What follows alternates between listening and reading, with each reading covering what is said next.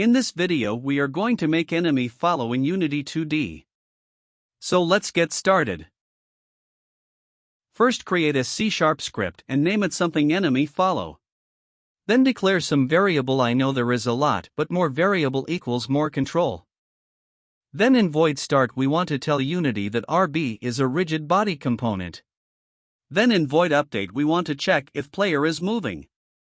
If it is true we want to calculate the direction towards the target.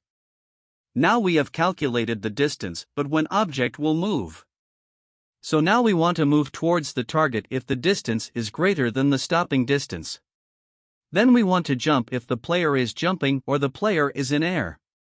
Then we want to check if the enemy is touching or in the collision with the floor, and if it is true then it will make the is grounded to true, if not it will make the is grounded to false. And in Unity we also have to set up something. First create a game object that you want to be the enemy.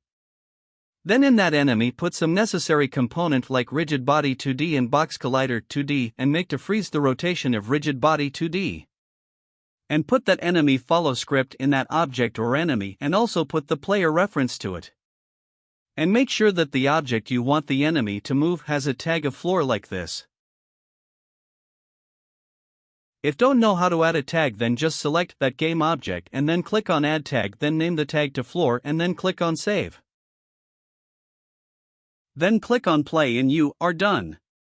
As you can see it works great.